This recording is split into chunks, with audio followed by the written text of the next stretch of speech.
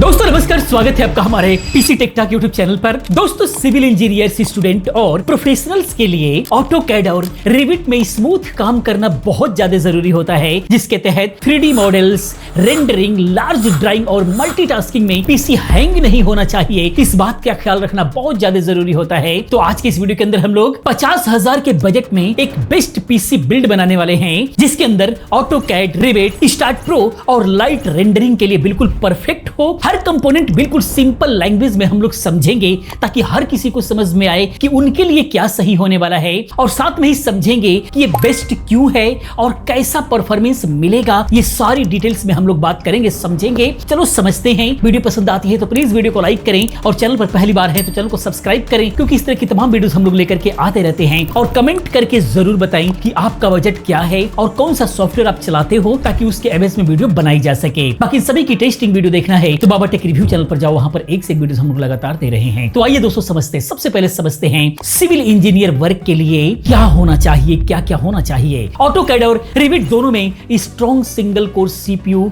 और इसके साथ में बहुत सारी रैम और फास्ट एसएसडी, डिसेंट जीपीयूज बहुत ज्यादा जरूरी होता है। तो पहले ये समझते हैं कि ऑटोडेस्क ऑफिशियल रिक्वायरमेंट एक्चुअली 2026 में है क्या, वो समझते हैं, फिर हम लोग कंपोनेंट के बारे में समझेंगे। तो सीपीयू की बात करें तो यहां पर हाई सिंगल कोर स्पीड वाला सीपीयू चाहिए जो 3+ गीगाहर्ट्ज रिकमेंडेड है। और रैम की बात करें तो मिनिमम 16 जीबी होना चाहिए, लेकिन आज के 2026 के अकॉर्डिंग 32 जीबी जरूरी हो गया है। बाकी जीपीयू की बात करें तो 4 GB प्लस वीरैम वाला होना चाहिए, साथ में ही डायरेक्टक्स 12 का सपोर्ट जरूर होना चाहिए। बाकी स्ट्रॉन्ग फास्ट एसएसडी ज्यादा जरूरी है। इस बजट में हम लोग बैलेंस बिल्ड बनाने वाले हैं, जिसमें स्मूथ मॉडलिंग हो, ड्राइंग हो जाए और रेंडरिंग और मल्टीटास्किंग हो सके, ऐसा पीसी बिल्ड करेंगे। Complete 50,000 PC build best components क्या क्या हो सकते हैं, वन बाय वन करके समझते हैं। पहले अगर हम लोग प्रोसेसर की बात करें, सीपीयू, तो इसके अंदर पहले AMD Ryzen 5 का 5600 GT या फिर G ले सकते हैं। साथ में ही 7600 का भी प्रोसेसर आप ले सकते हैं। ये 6 कोर 12 थ्रेड्स के साथ में आते हैं। इसके अंदर स्ट्रॉन्ग सिंगल कोर परफॉर्मेंस आपको मिलता है, प्लस मल्टी कोर परफॉर्मेंस भी शानदार निकाल करके देता है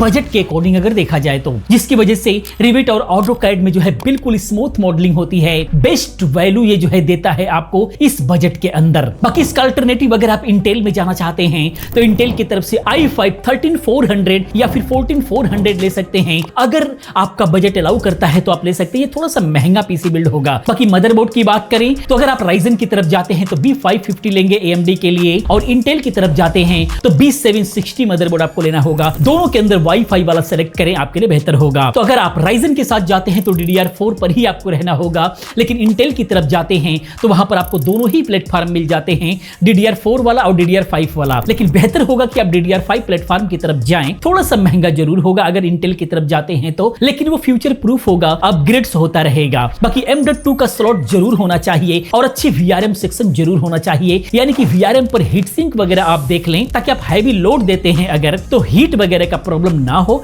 क्योंकि जब मदरबोर्ड हीट होता है, VRM हीट होता है, तो वहां पर जो है मदरबोर्ड आपका जो है स्पीड के साथ में कॉम्प्रोमाइज करने लगता है, परफॉर्मेंस के साथ में कॉम्प्रोमाइज करने लग जाता है। उसके बाद हम बात करते हैं रैम की, तो ये सबसे इंपॉर्टेंट है। 32 GB आपको लगाना चाहिए। अगर प्रोफेशनली वर्क कर रहे हैं तो उसके अंदर भी आपको ड्यूल चैनल यूज करना चाहिए। 16 GB का 2 स्टिक आप यूज करें। DDR4 यूज कर रहे हैं तो DDR4 का 3200 मेगाहर्ट्ज आप यूज कर सकते हैं। DDR5 में 5600 मेगाहर्ट्ज कम से कम या फिर 6000 मेगाहर्ट्ज यूज कर सकते हैं। बेहतरीन परफॉर्मेंस निकाल करके देगा। बाकी रिविट के लार्ज मॉडल्स और मल्टीपल टास्क के लिए बिल्कुल भी मस्ट होता है 32 GB। बाकी 16 GB से मल्टीटास्किंग में थोड़ा सा प्रॉब्लम आ सकती है, लेकिन अगर स्टार्टिंग में बजट नहीं है तो आप 16 GB से भी काम चला सकते हैं। बाकी अगर ग्राफिक कार्ड की बात करें, GPU, तो RTX 3056 GB या फिर 8 GB दोनों वेरिएंट में आते हैं। अगर आपके पास बजट का इशू नहीं है तो 8 GB वाला ले सकते हैं, या फिर RTX 4060 8 GB के साथ में ले सकते हैं। यूज्ड या फिर न्यू, ये आपके बजट पे डिपेंड करता है। इससे क्या होगा कि 3D रेंडरिंग हो गया,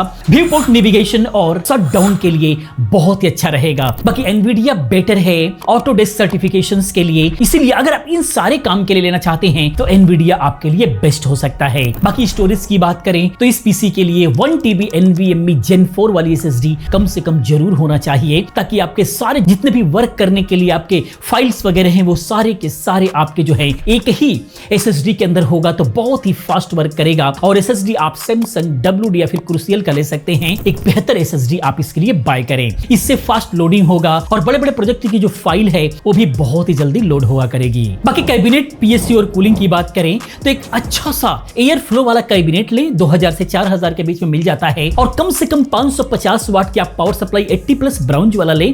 बेहतर होगा कि 650 वाट वाली ले, ये बहुत ज्यादा स्टेबल चलती है, हल्की फुल्की फ्लक्चुएशन भी होती है तो ये हैंडल कर पाता है और किसी रिलायबल ब्रांड का ही आपको लेना है। बाकी स्टॉक कूलर से भी काम चल जाएगा, लेकिन बेहतर होगा कि एक वर्टिकल एयर कूलर जो है आप बजट वाला बाय कर लें। 1500 से 2000 रुपए में अगर आप लेते हैं तो बेहतरीन परफॉर्मेंस निकल करके आएगा, क्योंकि जब प्रोसेसर कूल रहता है तो परफॉर्मेंस आपका स्टेबल बना रहता है। टोटल बजट की बात करें तो अगर यहाँ पर अभी ये जो वीडियो है ये मई 2026 में रिकॉर्ड हो रही है, अभी वीडियो कब देख रहे हैं आप उस पर डिपेंड करेगा। इस वक्त एसएसडी और रैम का प्राइस बहुत ही ज्यादा हाई हो रखा है, लेकिन अगर ये बेसिक प्राइस में रहे, जब ये मिले तो ये जो पीसी बिल्ड है ये 48,000 से लेकर के 55,000 के बीच में होगा। ये अमेजोन और फ्लिपकार्ट का प्राइस से है। आप देखें कि अभी का प्राइस क्या चल रहा है। अगर प्राइस बहुत ज्यादा बढ़ा हुआ है तो थोड़ा सा वेट करने की जरूरत है। बाकी ये जो बिल्ड है 1080p या फिर 1440p मॉनिटर पे बिल्कुल कंफर्टेबली चलेगा, बिल्कुल भी आपको किसी भी प्रकार का कोई ट्रबल देखने को नहीं मिलेगा। अब हम लोग बात करते हैं रियल परफॉर्मेंस कैसा होगा, ताकि हम लोग इस पीसी बिल्ड का प्लान कर सकें। इस बिल्ड से क्या एक्सपेक्ट कर सकते हो आप ये समझते हैं। अगर ऑटोकैड की बात करें तो लार्ज 2D ड्राइंग प्लस